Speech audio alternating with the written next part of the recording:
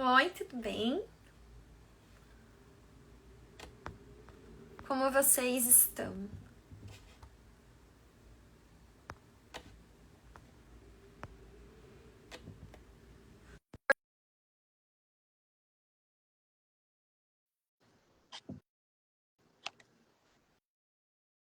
Aceitar.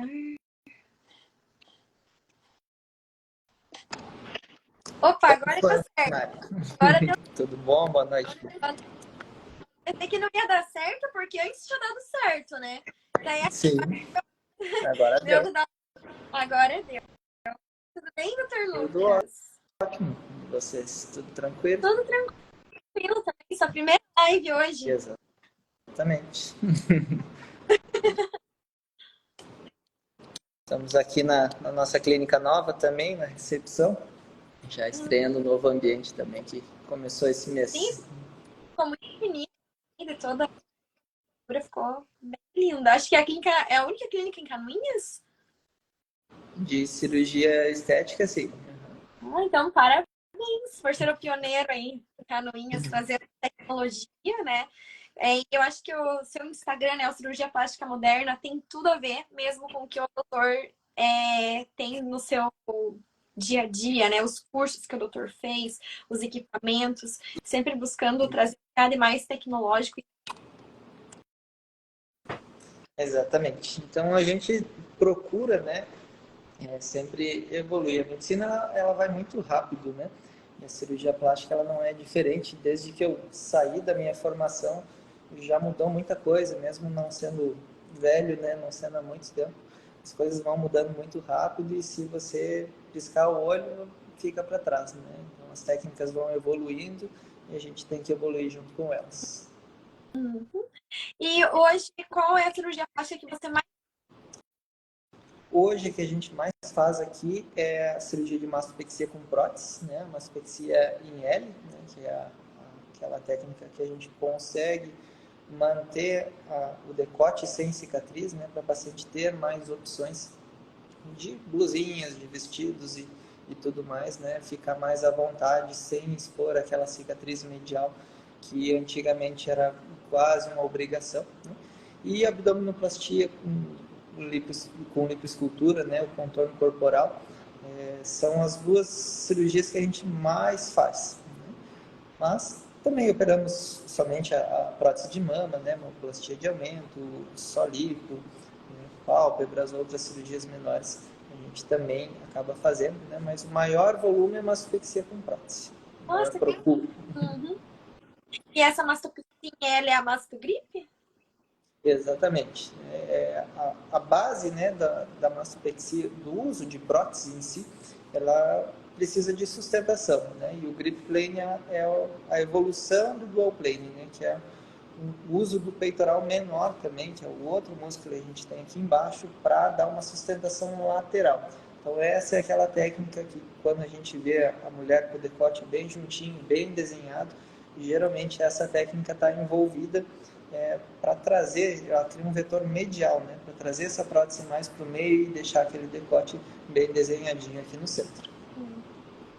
Qual que é o tamanho de prótese que você costuma colocar nas pacientes de mastopexia? De mastopexia, geralmente entre 205 e 305. Né? Então, o tamanho de prótese, que a gente já consultou, sabe, ele vai depender de algumas variáveis, né? Mas principalmente é a anatomia do tórax. Então, a gente tem algumas medidas que a gente considera, né, para indicar um tamanho de prótese, e essa variação dificilmente sai dessa faixa de volumes. É muito raro que uma mulher tenha o tórax compatível com uma prótese maior do que isso, né? Quando se coloca maior do que cabe nela, digamos assim, a gente aumenta, não que não possa fazer, né? Até pode, mas não é adequado porque aumenta o risco de complicações, aumenta o risco de perder sustentação, ter uma queda dessa mama precoce, né? Então, às vezes a gente atende pacientes com 1, 2, 3 anos de cirurgia que já estão insatisfeitos e muito disso passa por uma escolha inadequada da primeira implantação. Também que apesar da prótese ser pequena, não significa que o colo vai ficar vazio, que não vai ter preenchimento. O colo é bem preenchido e é bem estruturado. Exatamente, porque às vezes é até o contrário do que a mulher pensa, né? Às vezes ela colocou uma prótese grande, a prótese cedeu, não ficou na posição superior que ela queria, e ela vem querendo aumentar, achando que aumentando a prótese ela vai preencher o colo. E às vezes é justamente o contrário, né? É diminuindo a prótese para você conseguir sustentar ela aqui em cima, que você vai conseguir ter um colo mais bonito, mais preenchido. E essas próteses hoje, elas são texturizadas, microtexturizadas, lisas ou de poliuretano? No Brasil, a gente tem essas 4 opções. Lisas, né, microtexturizadas, macrotexturizadas ou poliuretano. Né? A gente utiliza microtexturizada. Né? A lisa ela tem um problema ela é mais difícil de estabilizar. Então, dependendo do tipo de tórax da paciente, ela é muito ruim também. Né? Tem tórax que são mais difíceis de estabilizar e esse tipo de prótese não vem bem a calhar, ela vai perder o resultado mais rápido. A microtexturizada, ela tem uma estabilidade bem melhor do que a lisa, né? E ela tem uma compatibilidade parecida com o da lisa. Quanto maior a textura, mais estabilidade, porém a textura também traz malefícios, né? Então ela tem um potencial inflamatório maior. Próteses de poliuretano, por exemplo, que é a maior textura que existe de próteses, ela é uma prótese que dura menos, porque ela tem um potencial inflamatório e causa contratura capsular mais precoce e ela precisa de uma troca muito antes de uma prótese de microtextura, por exemplo. Então, a textura que a gente utiliza aqui é a microtextura, que, na minha opinião, é o melhor custo-benefício entre compatibilidade com o corpo humano e estabilidade. Hoje eu não tenho mais problema falar o nome de marca, né? Graças ao novo código médica. Qual é a marca de prótese que você utiliza? Eu hoje utilizo praticamente 100% Silimed. Eu vim de uma escola de Mentor, né, da Johnson. Então eu usei muitos e muitos anos Mentor. Inclusive no início, quando eu vim trabalhar aqui em Canoinhas, eu segui usando a Mentor. E ela acabou saindo do mercado ali naquele último ano da pandemia, né, por uma questão de regulação da Anvisa. E aí eu passei para a Politec. Não gostei muito da Politec, também a logística da empresa não era muito boa. E aí eu acabei entrando para a Silimed, gostei muito e conversando com outros colegas que já tinham mais experiência e vendo até estudos sobre ruptura de prótese, a gente vê que a taxa de ruptura da Silimed ela é muito menor do que da Mentor, por exemplo. Né? É uma prótese que tem um bom preenchimento e uma boa textura. Então, hoje, mesmo com a Mentor voltando para o mercado, eu prefiro o Silimed e vou ficar na Silimed. E onde que você fez a sua especialização? Eu fiz em Porto Alegre, no Hospital Ernesto Dornelles. Eu não sabia que em Porto Alegre também usava Mentor. Eu pensei que era São Paulo, porque São Paulo usa Mentor bastante. Lá era bastante, assim. Sabe? No hospital que eu fazia a minha especialização, era quase tudo Mentor. Aí depois trocou, né, e variou bastante. Hoje não sei como é que tá, se o pessoal voltou a usar. Mas a Silimed, ela deu uma boa crescida, assim, pelo menos aqui no sul do país era uma marca que se via pouco, mais para cima, Goiânia, tudo mais, o pessoal já usava praticamente só a Silimed, né? E aqui no sul não se via muito. E depois da pandemia, desses problemas que teve com regulação de outras marcas, a Silimed deu uma dominada aqui para o sul também. Sim, com certeza. E teve Canoinha mesmo ou veio ao acaso para Canoinha? Não, eu sou aqui de Canoinhas mesmo. Não nasci aqui, mas vim morar aqui desde os 3 meses de idade, né? Saí para estudar, fiquei uns aninhos fora e assim que possível voltei e abri minha clínica aqui e agora estamos firmes e fortes. Sim, sua esposa também é aqui de Canoinhas? Ela é de Porto Alegre, De ela é Porto Alegre. importada. Então, a beleza da gaúcha para Canoinhas. Exatamente. Ela é ginecologista e obstetra, né? Então a gente acabou montando uma clínica familiar aqui, que atende eu, ela, que é ginecologista e obstetra, e meu irmão é cirurgião do aparelho digestivo, né? Faz bariátrica, outras coisas. Então conciliou tudo junto aí. Maravilha, bariátrica com plástica é o casamento perfeito, né? Também precisa muito, né? Sim. Você faz cirurgia bariátrica também? É tipo reconstrução? Faço cirurgia pós-bariátrica, sim.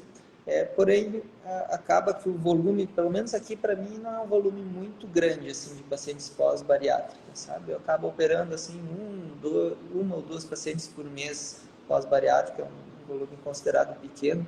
Eu acho que essas pacientes, muitas delas acabam tendo convênio, né? Como eu não atendo por convênios, elas vão para Joinville, Curitiba, em outros médicos que atendem por convênio para fazer essas reparadoras. Essa impressão que eu tenho desse tipo de paciente, né? Desse nicho de paciente. Sim.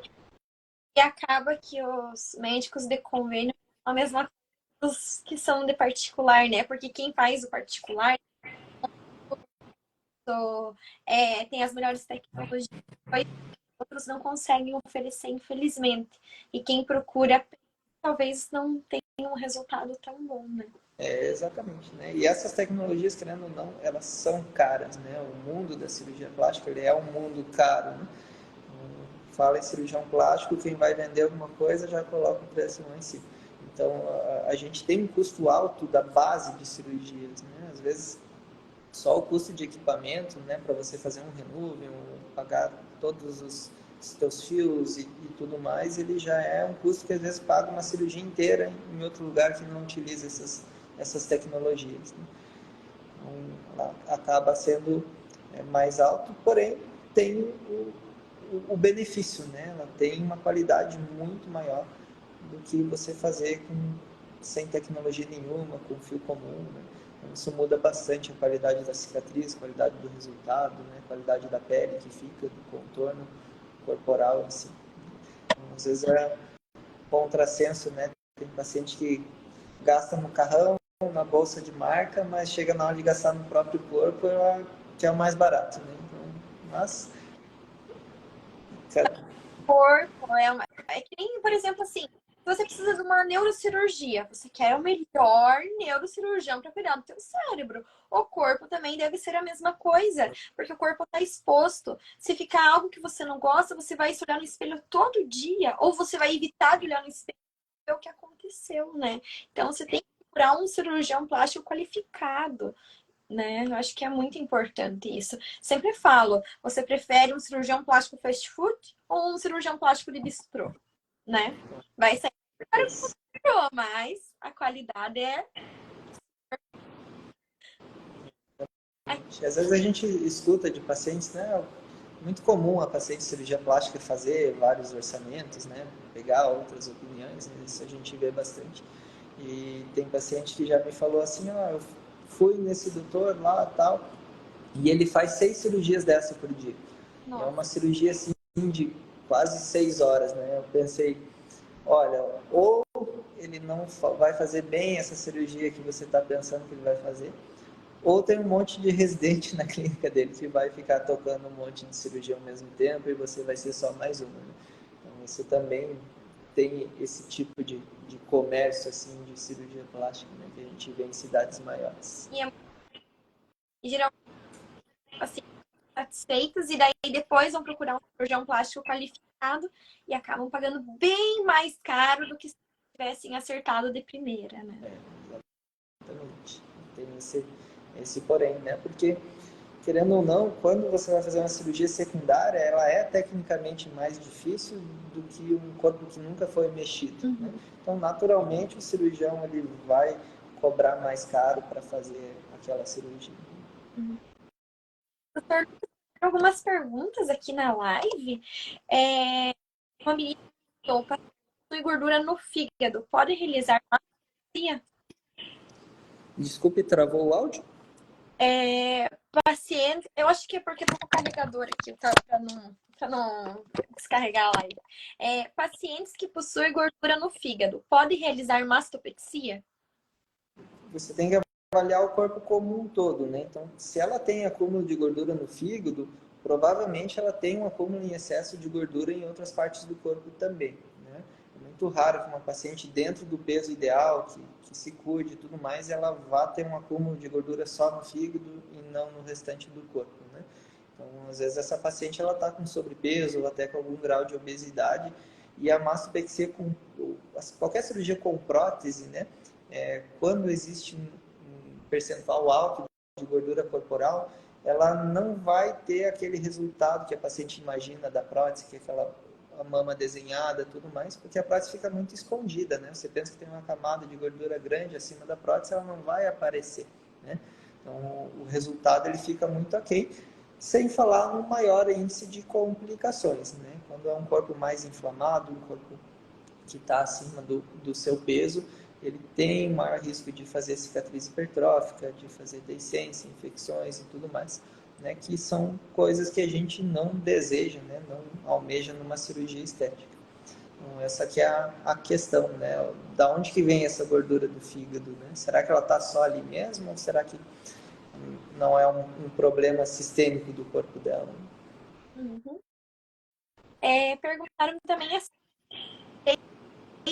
fazer... Atualmente estou pesando 96 quilos com 1,70 m de altura. Quanto ter para o procedimento durar? Eu não peguei o começo, Mari, desculpe, tá travando bastante o teu áudio. Travando bastante. E assim tá melhor agora? Agora tá melhor. Uhum. É por causa do som. Tenho muito seio e meu sonho é fazer a redução com prótese. Atualmente estou pesando 96 quilos com 1,60 m de altura. Quanto devo emagrecer para o procedimento durar? Nesse caso, né, a redução, né, ela é até controversa, a redução com prótese, porque a prótese, o objetivo principal é aumentar, ou no máximo substituir aquele tecido, né? Se a intenção é reduzir a mama, o paciente que tem a mama já naturalmente muito grande, não se deve usar prótese, né? Primeiramente, por aquela questão que a gente comentou, porque ela não vai ter aquele resultado que ela almeja, né? E porque isso vai aumentar o risco de complicações. Você vai ter que retirar muito mais tecido dessa mama para poder colocar essa prótese, e isso pode ocasionar alguma lesão vascular e aumenta o risco de necrose de areola, por exemplo, que é uma das complicações dessa cirurgia. Então, mama grande, você reduz, né? Você não utiliza a prótese. No futuro, ela até pode fazer a prótese, mas a primeira cirurgia é redução. E sobre o peso, sim, é um peso elevado, né? Se ela tem mais de 90 quilos, com mais ou menos 1,60 m, ela está num índice de obesidade, né? E isso é uma... Às vezes a gente pergunta, né? Você tem algum problema de saúde? A paciente, não. Né? Mas ela esquece que a obesidade, ela é sim um problema de saúde, né? E isso não entra preconceito, não é fobia de médico. A obesidade, ela é um problema de saúde. Se a paciente não encara isso como um problema de saúde, ela naturalmente não vai tratar, né? E aí a gente não consegue também ajudar uma pessoa que não está disposta a se ajudar. Então, primeiramente, ela deve tratar o problema de saúde dela. É igual uma paciente com pressão alta, né? Primeiro ela estabiliza a pressão, depois faz a plástica. Obesidade é a mesma coisa. Primeiro ela trata a obesidade, depois ela faz a plástica. Uhum. Perfeito. Perguntaram se o doutor faz mais de uma cirurgia. Cirurgia combinada, mama e abdômen. Mais uma cirurgia no mesmo dia? Combinada? Não. Geralmente quando é cirurgia grande, eu faço uma só por dia. Eu faço mais de uma cirurgia quando é uma cirurgia que não me cansa, digamos assim, né? Porque querendo ou não, a gente, ser humano, vai perder a qualidade, e cirurgia plástica é muito detalhe. Então, se é uma cirurgia combinada, já é uma cirurgia de 5, 6 horas e meia de cirurgia. Então, você sai cansado e não deve entrar em uma outra cirurgia grande no mesmo dia. A gente Mas, foca na atenção de uma paciente só. Mas é possível fazer combinações de cirurgia, né? Não sei se talvez foi essa a pergunta dela, né? A combinação de cirurgia faço sim, né? Porém, existem alguns critérios, né? A pessoa não deve ter comorbidades, né? Essa semana veio consultar uma paciente que tinha pressão e diabetes, tudo controladinho, ela queria operar a mama e o abdômen, né? Só que como ela já tinha quase 60 anos, comorbidades, mesmo estando dentro do peso ideal, não deve fazer combinado, né? Mas uma paciente mais jovem, sem problemas de saúde, dentro do peso ideal, ela pode sim operar a mama, abdômen junto, até com lipoescultura, sem problema nenhum, né? Porque daí o risco ele é menor e a gente também calcula a complexidade do procedimento em relação ao tempo, né? Para ver se ele se enquadra dentro desse tempo máximo aí de 6 horas e meia, para não agregar risco à saúde dela. No caso, o certo é sempre a paciente ir num outro médico. Por exemplo, só tem pressão alta. Primeiro ela vai no... Eu não sei quem cuida de pressão alta, é cardiologista, né? Até me confundi agora. Clínico, né, até nefrologista também é um especialista que trata isso, né? O importante é que ela tenha um segmento, né? Tem um controle pessoal também de medidas de pressão e saiba se essa pressão está estabilizada, se o tratamento que ela faz está surtindo efeito, né? E a partir do momento que ela tem uma pressão controlada, não há contraindicação de ela fazer uma cirurgia plástica. Uhum. Aqui tem mais uma pergunta. Fiz bariátrica faz 4 anos. Posso fazer todas as reparadoras ou uma de cada vez? Pode. Geralmente, bariátrica é uma situação que a gente combina cirurgias, né? Então, depende muito de onde essa gordura estava acumulada antes. Geralmente, barriga é unânime, né? Todas precisam. As mamas também incomodam bastante. Porém, às vezes a gente pega casos de cirurgia de pós-bariátrica onde a mama nunca cresceu e é um caso que não incomoda ela. Mas a gente sempre combina, né? Dificilmente faz uma coisa só no pós-bariátrico. Pode fazer abdômen e coxa e depois mamas e braço, por exemplo, né? São combinações frequentes. Né? Mas tudo de uma vez só, entre braço, mama, abdômen, coxa, por exemplo, que são as principais áreas que incomodam esses pacientes, aí fica demais, né? Mesmo se você fala do tempo, né? Mesmo, por que não chama outros 2 cirurgiões e fazem dentro do tempo, né? Mas aí entra a questão do excesso de trauma para o corpo, né? Quem cicatriza é o próprio corpo da pessoa. Se você traumatiza em excesso ele, pode ser que ele não dê conta de cicatrizar todas as cirurgias ao mesmo tempo e aí surgem complicações, né? Então, várias questões a se considerar para focar primeiramente na segurança do procedimento e depois na indicação, né? Então, primeiro a razão, depois a emoção, né? Quando vem a ansiedade antes da razão, dá problema. Pode ser Oi? a consulta pode ser online? Pode ser online, né? A gente faz consultas online, da mesma forma que a gente está fazendo aqui essa live, a gente faz consultas online. O primeiro passo da consulta é sempre uma entrevista, né? Ver o histórico médico da pessoa, escutar ela, ver o que incomoda ela, o que ela tem de expectativa de uma cirurgia plástica para resolver o problema, né? E aí a gente faz um exame físico adaptado, obviamente, né? Onde o paciente vai se despir. Se é uma consulta de mama, por exemplo, para prótese, a gente orienta ela a ter uma fita métrica e com um avatar, né, um manequim que a gente tem, a gente vai explicando onde que ela vai fazendo os pontos das medidas. O ideal é que tenha uma outra pessoa que faça isso nela, né? A medida fica mais fidedigna, então se tiver alguém para acompanhar a consulta online é melhor. E aí, baseado nessas medidas, por exemplo, a gente pode até fazer uma simulação, né? A gente usa o sistema Chrysalix, que é um simulador, né, de cirurgias, e geralmente dá certo. Hoje, 60% das pacientes que eu opero, elas vêm de fora, e muitas delas são oriundas de consultas online. E aí a gente consegue, pelo menos esse primeiro atendimento, esse primeiro contato, fazer online para evitar o deslocamento. Então, no caso, você recebe muitos pacientes de fora aí em Canoinhas também, né? Bastante, bastante. Geralmente, fechando o mês, assim, né, contabilizando o mês, dá um pouquinho mais que a metade das pacientes vem de outras cidades aqui. A maioria de cidades perto, né, mas já veio paciente de bem longe também, né? Hoje, com a rede social, a gente não tem limite, né? Sim. Para ter contato, ter relações com pessoas, e isso às vezes acaba gerando uma confiança e o paciente vem já até de outros países, mesmo não tendo aeroporto aqui, que é uma coisa que limita um pouquinho. Tem a Ana Vitória e Chapecó, né? Mafra, eu não sei, tem também ou não? Aeroporto bem pequeno, assim, né? Só para voos executivos. Uhum.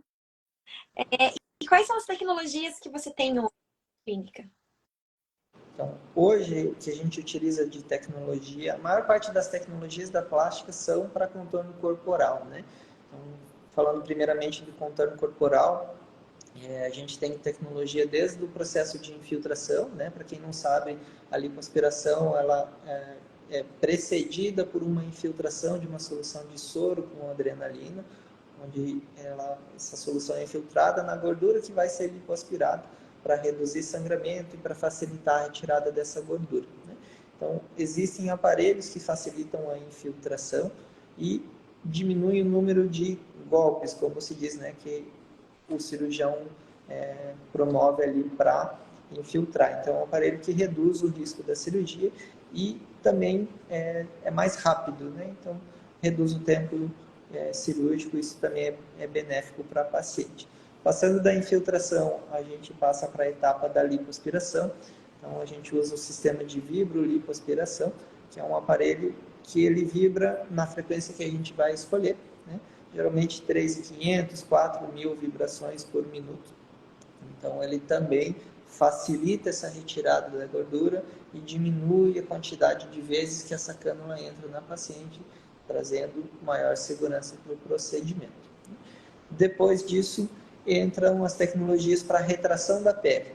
Então, a gente tem a pele, o músculo, a camada de gordura entre eles. Quando a gente tira essa gordura ali do meio, essa pele, se ela não tiver uma boa qualidade, ela pode até piorar a flacidez dela, né? Porque ela fica num espaço morto ali. E o Renuvium, ele vem justamente para esse complemento da lipoaspiração, para fazer com que essa pele retorne para a posição que ela já esteve um dia, né, antes daquela gordura se acumular naquele ponto e melhorar a qualidade do resultado, né, o contorno corporal em si. Uhum. Obrigada, doutor. A Simone perguntou: 63 quilos, 1,62 m de altura, BF de 15%, mas ainda tenho um pouco de gordura nos flancos. Posso fazer lipo convencional sem ter o risco de flacidez? Sim, ela é uma paciente considerada adequada para lipoaspiração, né? Ela tem um índice baixo de gordura corporal, então esse é o paciente que tem o melhor resultado, né? Ou seja, ele vai ter uma melhor definição, né? O que ela falou entre lipo convencional e lipo, talvez a dúvida dela seja de lipo HD, lipo convencional, né? São técnicas, né? A lipo convencional ela vai lipoaspirar tudo de maneira uniforme, ela não vai focar em definir transição de musculatura. E a lipo HD ela vai lipoaspirar um pouco mais em certas áreas estratégicas, onde a gente vai ter mais contorno na paciente. Então, essa área do flanco é uma área onde a maioria das mulheres tem uma gordurinha acumulada ali, né? E onde mais se acumula. Às vezes a barriga dela é fininha, não tem gordura acumulada, mas aquela gordura no flanco acaba apagando um pouquinho a cintura. Então, a gente faz a lipoescultura. Tá? A gente não faz também a lipo só no flanco, porque a gente trata o tronco como uma área só, né? Você pensa que tudo é uma continuação. Então, se eu aspirar só uma área, como é que fica a transição para as outras que estão ao redor? Então, a gente lipoaspira todo esse tronco, né? Lipoaspira todas as costas, toda a cintura, todo o abdômen, para tudo ficar em harmonia, mesmo que seja pouca quantidade de lipoaspiração, né? E eu, particularmente, sou um fã da Lipo HD por ela me trazer resultados muito mais naturais, né? Eu considero que é muito mais natural você ter um abdômen com contorno, né, com maior definição, do que aquele abdômen 100% reto, né?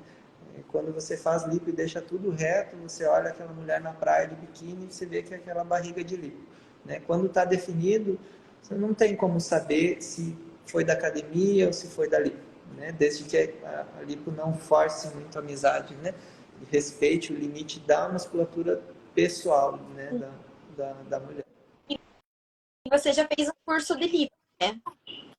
Exatamente. Então, a técnica que eu utilizo hoje é a técnica do Dr. Ricardo Ventura, que é um cirurgião lá da República Dominicana, né? Ele é referência no mundo todo para a lipoescultura, né? Para contorno corporal. Desde da minha formação, que em congresso e tudo mais, a gente já observava assim pessoas diferenciadas no meio, digamos assim, né? E assim que eu me formei, eu procurei conhecer elas, né? Fazer cursos com elas e acompanhar, né? Eu fui até lá, República Dominicana também, fiz curso no Brasil com eles. E aí você aprende bem aquela técnica, todos os detalhes, né, que só no congresso, numa aula, não é possível. E a gente começou a aplicar ela já faz 2 anos e meio, mais ou menos, aqui em Canoinhas, né, e não trocamos por nada nesse mundo, até que criem alguma coisa melhor. Sim, com certeza. Para assim também. Encher o bumbum com gordura. Eu posso fazer algum tipo de procedimento, tipo massagem pupum? Não sei o que seria isso. Talvez ela esteja falando do pós-operatório de lipoenxertia glútea, né? Então, o pós-operatório, de quando você enxerta no bumbum, ele não tem uma grande diferença do pós-operatório de quando se faz uma lipo sem enxerto, né? A gente evita manipular a área de enxertia, né? Então, se ela vai fazer uma drenagem, uma fisioterapia ali na região onde foi enxertada, ela está manipulando uma célula que não está completamente adaptada ainda ao corpo, então isso não é recomendado, né? Então ela basicamente não faz nada, né? Ela deixa ele quietinho ali, né? E espera essa gordura se adaptar no corpo, né? Então a célula de gordura que foi retirada de um local, ela está sem suprimento sanguíneo, então ela vai ser enxertada dentro do local e o corpo vai criar novos vasos para fazer com que ela sobreviva naquele novo local onde a gente enxertou. Uhum. Obrigada, doutor. Também surgiu uma pergunta sobre a lipo nos braços. Essa paciente, ela está com marca de cânulas. Ela quer saber qual que é o melhor tratamento para tirar essas marcas de cânulas e se essas marcas vão sumir com o passar dos tempos. Ou... Depende do que foi feito, né? A lipo do braço ela é uma coisa que tem que ter muito o pé no chão, como se diz, né? Porque geralmente o braço, dependendo da idade da paciente, ele tem já uma flacidez associada, né? Então a lipo pura no braço, hoje eu costumo fazer só em pacientes mais jovens, onde tem uma pele com mais colágeno, com potencial de retração melhor, né? Se a paciente já tem uma certa idade ou um grau de flacidez, ou já teve mais peso e emagreceu, ela provavelmente tem um grau de flacidez maior, né? E aí você tem que economizar um pouco na lipo e focar mais na tecnologia para retração, para ela ter um contorno, né? Então, quando você lipoaspira demais, às vezes você forma marcas, né? Forma fibroses, e isso é difícil de tirar no pós-operatório. Você precisa procurar uma fisioterapeuta especializada em dermatofuncional, né? Então, alguns procedimentos que elas fazem acabam melhorando esse aspecto da fibrose, das marcas da cânula que tenha ficado, né? Muitas vezes até injetando ozônio, que é uma coisa que dói um monte, mas ajuda a soltar essa pele e reorganizar, né? Então é um tratamento mais de fisioterapia do que do cirurgião plástico em si. Uhum. Obrigada. Perguntaram qual é a indicação de mastopexia. Como o paciente sabe que ela precisa de uma mastopexia? Antigamente tinha aquele negócio, aquela técnica, né, de colocar um lapisinho embaixo da mama, né? Hoje não é bem assim. Então a gente tem o conceito de posicionamento da prótese, né? E a gente vai avaliar como é que essa mama se comportaria quando a gente coloca essa prótese.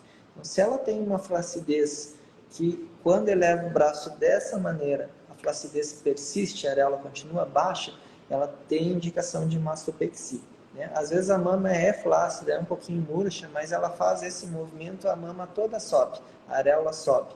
E aí é uma flacidez que você consegue preencher só com o uso de prótese, por exemplo, né?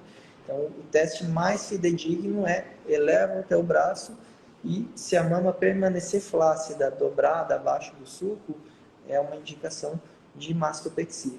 Quer dizer que precisa, além de colocar a prótese, retirar um pouco de pele e muitas vezes de tecido também, a depender do tamanho da mama, e reposicionar essa areola para que ela fique olhando para frente, né? Então, isso se chama planejamento vertical. Quando a gente coloca uma prótese, a gente quer que a areola fique mais ou menos na metade de onde está a prótese, senão ela fica olhando para cima ou para baixo, não fica legal. E quando a paciente tem out? Porque a gente sabe que isso também é uma das coisas que podem acontecer depois da paciente colocar prótese de mama. Como que faz para tratar esse bottoming out? Tem o quê? Desculpe, não entendi. Bottoming out. O bottoming out. Então, o bottoming out, ele é uma falha da fixação do sulco, é uma falta de sustentação do sulco da mama, né? Então, se a gente for pensar na evolução de cirurgia com prótese, né? Começou acima do músculo, que é uma técnica, não que seja errada, mas é uma técnica ruim, porque ela não te dá uma estabilidade, né? Ela não te dá um contorno bonito na maioria dos casos, principalmente mulheres mais velhas que têm mais flacidez, né? Passou para baixo do músculo, veio a história do músculo ser algo dinâmico, então ele dava uma boa estabilidade inferior, porém ele mexia muito a prótese, jogava a prótese para a axila. Aí veio o dual plane, que é para tirar essa dinâmica do músculo, para sustentar ela aqui sem ela se mexer a hora que contrai. Porém, faltou a sustentação aqui embaixo. Então, foi daí que surgiu a técnica do sutiã interno, né? Então, o sutiã interno ele serve para evitar o bottoming out, ou seja, ele faz uma sustentação inferior para que a prótese tenha uma prateleira para se apoiar e aí ela não escorregue para baixo, causando aquele alongamento da parte inferior da mama que chamamos de bottoming out. Uhum. E a paciente tem as areolas olhando para um lado e a outra para o outro, vesguinhas. Como que é a coisa? Isso também é um pouco comum, né? De elas serem muito lateralizadas, você diz? Isso. Quando é só colocação de prótese, não tem muito o que fazer, porque geralmente um paciente jovem, por exemplo, não teve filhos, não amamentou, ela não tem pele suficiente e para você reposicionar essas areolas, né? E às vezes o custo-benefício de ter uma cicatriz ao redor da areola para puxar ele um pouquinho para o meio não vale muito a pena, né? Não tem muito benefício você trocar a posição da areola por uma cicatriz. E aí você se conforma, né, quando coloca só a prótese. Quando você vai fazer mastopexia, ou seja, tem uma flacidez de pele, você vai reposicionar as areolas, aí sim você pode reposicionar elas mais para o meio, né? Existe uma regrinha básica, claro que não é 100% das mulheres, mas a maioria das mulheres tem uma distância entre o biquinho da mama de 17 a 20 centímetros. Essa é a média das mulheres, pelo menos aqui no Brasil, né? Então, acima de 20 centímetros, ela é considerada uma areola mais lateralizada, né? Isso a gente mede sempre quando vai fazer a consulta, né? Porém, depende também do tórax da mulher, né? Se é aquela mulher que tem um tórax mais largo, às vezes 22 centímetros para ela é a posição ideal, né? Então, tudo também tem que ser analisado individualmente. Obrigada, doutor. E a paciente um pouquinho caidinha. Tem como fazer uma mastopexia interna ou talvez taparela? Dá, né? Depende da qualidade da pele, sabe? Porque a mastopexia interna, ela depende de uma retração dessa pele. Ou seja, você vai elevar a mama por dentro, né? Você vai dar um ponto fixando essa areola mais superiormente e muitas vezes retirando tecido para ela se sustentar ali em cima. Pode ser com, pode ser sem prótese, né? Na minha prática, eu faço mais mastopexia interna quando retira a prótese, quando faz o explante, né? Independente do motivo da mulher querer retirar, ela tem um espaço morto ali que precisa ser preenchido, a tendência é essa mama cair. E às vezes a pele tem uma qualidade boa que não precisa de mastro, você fixa essa mama internamente para ela não ter cicatriz ao redor da areola externamente. Mas é possível sim, uma cirurgia primária, fazer mastopexia interna. É uma técnica também mais nova, onde você não sabe a estabilidade disso a longo prazo, né? Tem muitos cirurgiões fazendo, um cirurgião que com certeza você conhece que faz bastante é o Marcelo Ono, né? Mas ainda é aquela coisa que ele deixa bem em cima do muro para os pacientes dele. Ó, pode dar certo, pode não dar certo, porque é uma coisa mais recente, né? Não é uma técnica ainda muito consagrada que você tenha critérios de estabilidade. Eu acho que é muito interessante, né? Falar para a paciente a promessa de resultado. Porque se você falar, ah, não, eu vou fazer uma mastopexia interna em você ou pela areola e simplesmente tua mama não vai cair, vai ser ótimo. Aí eu vou cobrar depois. Agora, Aí é um problema. falar a verdade, ó, tem isso, isso e isso. Você quer arriscar? Pode ser a tua mama. É diferente se eu fizer uma mastogripe, né? Então, acho que Sim, ponto de vista. sim. E isso também é muito comparar, a gente compara muito com a mini, trocando um pouquinho de assunto, com a mini abdominoplastia, né? Às vezes vem paciente com um grau de flacidez em cima do muro, né, onde até dá para fazer uma mini, dependendo da posição do umbigo, mas para garantir seria melhor fazer uma abdominoplastia completa, né, convencional. E aí depende muito da expectativa da paciente e da tolerância dela, né. Eu tive uma paciente que eu falei, ó, melhor seria abdominoplastia. Se você aceitar que existe um risco de talvez ter que reoperar, a gente pode até tentar fazer uma mini com lipoescultura, com removal e ver se essa pele retrai. Né? E ela topou a ideia, a gente fez a mini, retraiu bem, ficou bem bonita a barriga. Então, às vezes dá certo, mas tudo depende do acordo entre o médico e o paciente antes da cirurgia. Com certeza. E qual é o perfil que você mais utiliza? O anatômico? Quer dizer, perfil não. O modelo é o anatômico ou a prótese redonda? Hoje eu utilizo mais a prótese redonda, né? Porque a maioria das minhas cirurgias também são mastopexia. Então, a prótese anatômica, o principal objetivo dela é dar formato para a mama. Quando você faz uma mastopexia, o formato ele é dependente mais do tecido, né? Do manejo que você vai ter com o tecido. Então, não faz muito sentido usar prótese anatômica na mastopexia. Né? Então, mastopexia, a maioria dos casos, 98% é prótese redonda. Né? Quando a gente fala de um aumento simples, né, uma plastia de aumento, aí já tem um índice maior de indicação de prótese anatômica, né, que são mamas tuberosas, mamas onde a parte inferior, o polo inferior da mama é curto e você precisa, além de aumentar, melhorar o formato dessa mama, ou simplesmente aquela mulher que não quer também muito volume de colo, tem um formato normal de mama, não quer muito volume de colo e às vezes opta por fazer com um implante anatômico. Aí ela tem uma indicação maior. Mas a redonda, ela é predominante. E geralmente o seu perfil é alto ou super alto? Geralmente moderado ou A alto. moderado. Ao médio. Exatamente. O super alto eu utilizo mais naquela paciente que está no limite entre só colocar prótese ou fazer mastopexia, né? Ou seja, ela elevou o braço, ela tem a areola eleva, mas ela tem um grau de flacidez importante. Então aí você precisa às vezes de mais projeção para preencher aquela pele, né? Desde que ela aceite também, desde que ela queira algo um pouco mais tendendo ao artificial, digamos assim, porque o super alto ele dá esse efeito um pouco mais artificial. E hoje a maioria das mulheres, pelo menos as que me procuram, elas querem uma mama mais natural. Elas, é difícil uma paciente vir querendo, eu quero bem artificial, né? Até tem, mas é bem mais raro, pelo menos aqui na minha prática. Então o super alto é o que eu menos utilizo.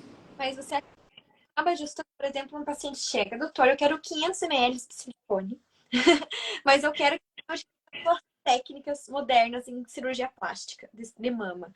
Você consegue conciliar isso? Não, porque ou a gente faz do jeito correto, digamos assim, tem uma comparação que eu gosto de fazer com elas, né? Eu meço tudo, explico, né? Mostro a anatomia dela, faço simulação no sistema para ela se enxergar, né? Isso muitas vezes já resolve, né? Porque às vezes ela vem com uma ideia, mas ela não sabe nada da cirurgia em si, do corpo humano, né? Ela é leiga, né? Porque não tem conhecimento. E às vezes ela entende só nisso. Quando elas não entendem, eu faço a seguinte comparação, né? O ortopedista ele vai colocar uma prótese de quadril, uma pessoa de 1,60 m, né? Ele vai colocar uma prótese exatamente do tamanho de uma pessoa de 1,60 m. Já imaginou se ele coloca uma prótese de uma pessoa de 1,90 m numa pessoa de 1,60 m? Não vai dar certo. Então, com a prótese de mama é a mesma história, né? Se eu te colocar uma prótese de 500 ml, existe uma chance muito grande de não dar certo. Então, eu prefiro não fazer, né? Quando a paciente não aceita, aí a gente dá tchau, dá um abraço um no outro e cada um segue seu caminho, mas eu não faço. Sim. E qual que é a sua dica para uma cicatriz perfeita? Porque as pacientes, elas vão operar e o maior medo delas é a cicatriz. Uma cicatriz bonitinha. Quais são os cuidados que você orienta para suas pacientes?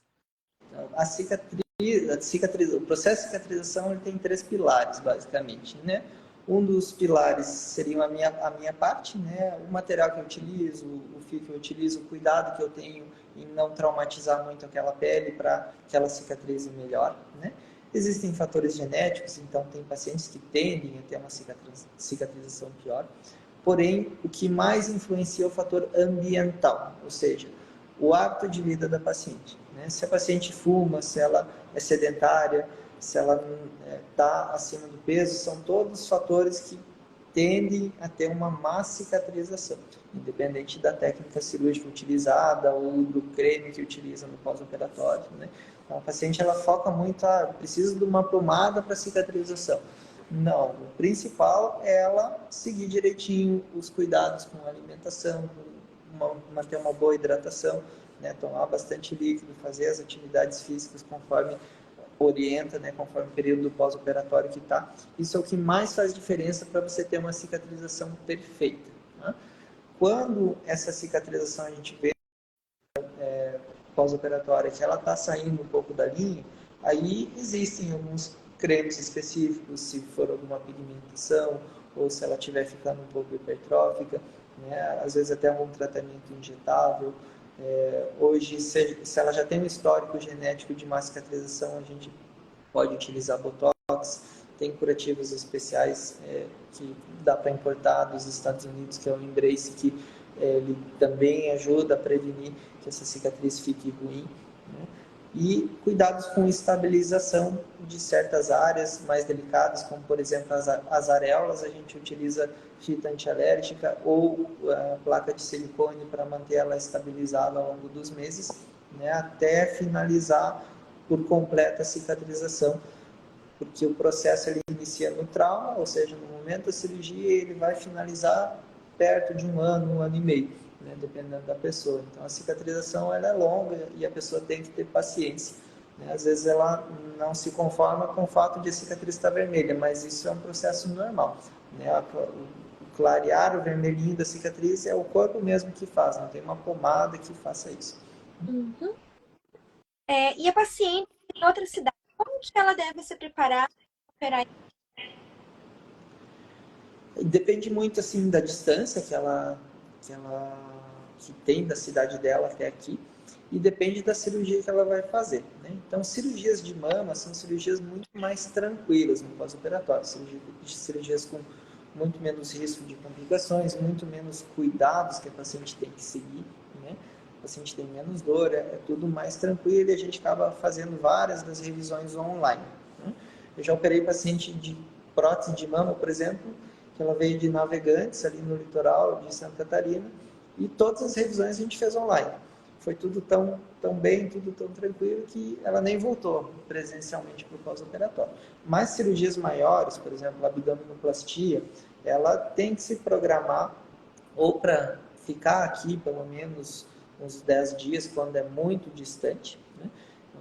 Nesse ano veio uma paciente, uma australiana, ela veio operar aqui e ela ficou cerca de 15 dias por aqui, né? Não necessariamente aqui em Canoinhas, mas ela viajou para outros locais ali, para Curitiba, que tinha a família do marido dela, mas voltou nas 2 primeiras semanas para fazer revisão presencial, né? Então, cirurgias maiores precisam de um olhar mais próximo, assim, pelo menos nas 2 primeiras semanas, e dependendo de como está a cicatrização, as demais a gente pode ir fazendo online por videochamada. Uhum. E você acaba indicando aos pacientes pós-operatório a câmara hiperbárica? Se ela tem algum grau de sofrimento, sim, né? Mas a câmara hiperbárica ela não tem a necessidade de ser uma rotina, né? O sofrimento, ele passa muito mais por uma má indicação, às vezes, como, por exemplo, colocar prótese numa redução, né? Tem um índice de sofrimento muito mais alto, né? Então, a hiperbárica, às vezes, a gente deixa de sobreaviso para uma cirurgia terciária, quaternária, uma cirurgia onde existe um risco maior, né? Mas não é uma rotina, assim, no nosso pós-operatório. Uhum. Uma amiga minha me perguntou se o doutor faz cirurgia facial. Faço também. Eu fiz o curso da técnica Deep Plane Facelift, né, que é uma técnica que foi criada pelo Dr. Giacomo de Nova York. Então, é uma técnica que reposiciona as estruturas da face, né? Ou seja, ela traz um resultado mais natural, ela não puxa só a pele, né?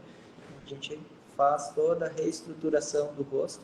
É uma cirurgia que a gente não associa com outras, geralmente, né? Ela trata o pescoço, a face e as pálpebras. O que pode associar, às vezes, é um lifting de lábio, outras coisinhas menores no rosto. Mas ela já é uma cirurgia que dura em torno de 5 horas, é muito detalhezinho. A gente faz sim, mas sempre sozinho, né? Face é só face. Uhum. Doutor Lucas, queria agradecer pela live. Achei o doutor muito simpático, muito querido. Acompanho o doutor há anos já, né? Desde o comecinho que o doutor se formou, eu já... Opa, esse cirurgião plástico é bom. E é bom porque está buscando sempre fazer cursos e se aperfeiçoar cada vez mais, né? Na região, eu acho que é um dos únicos, né, que tem todos esses cursos, pelo menos na região aí. Eu não sei que ninguém tenha feito o Body Sculptor, os outros cursos, sei de alguns, mas exatamente essa compilação de cursos de qualidade não tem ninguém na região. Então, parabéns e seus pacientes estão em boas mãos. Muito obrigado. Foi um prazer participar. E a gente fica sempre à disposição aí. Quem tiver mais dúvidas pode mandar no direct, que sou bem acessível. Uhum. E essa live vai ficar salva aqui no meu Instagram e também um beijo a todos, um beijo para sua esposa, né? E o bebezinho tá para nascer, né?